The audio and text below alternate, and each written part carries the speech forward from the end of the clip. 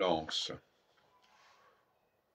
La polyvalence, ça veut dire qu'un lieu peut se prêter à plusieurs configurations au cours de son existence et même au cours d'une journée.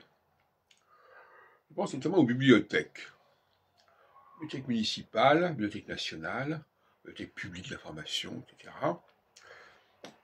Eh bien, les gens viennent lire des livres, certes, mais ils peuvent également s'assoupir, ils peuvent également s'endormir à un moment donné pendant la lecture. Ils peuvent regarder des ordinateurs et s'assoupir. Par ailleurs, un lieu peut être configuré diversement.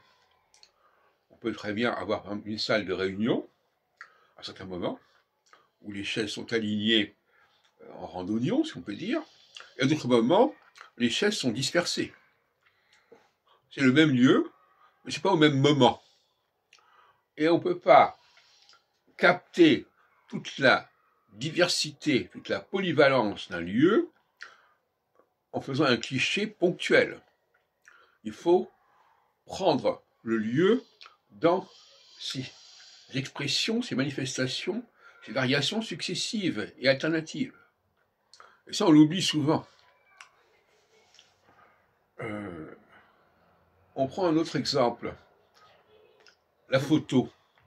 On croit que la photo reflète une réalité dans sa globalité. Mais pas du tout. Une photo peut fausser la perception des choses. On peut prendre une photo sous un certain angle, qui va faire penser à une certaine chose, et sous un autre angle, ça donnera une autre idée. Bon. Donc on peut, soi-disant, photographier, on ne photographie pas objectivement, on photographie subjectivement. On photographie à un moment donné, sous un angle donné, et pas de façon absolue et définitive et exhaustive. Voilà. Donc il y a sans doute d'erreurs qu'on commet à ce niveau-là, mais l'erreur la plus amusante, c'est de ne pas comprendre que les bibliothèques ne sont plus uniquement des lieux où on vient consulter des livres, malheureusement peut-être, mais des lieux où on vient avec ses propres livres, et avec son propre ordinateur ou avec son propre téléphone. Et des lieux où l'on n'est pas là uniquement pour lire, mais aussi éventuellement pour se reposer, pour faire la sieste ou je ne sais quoi.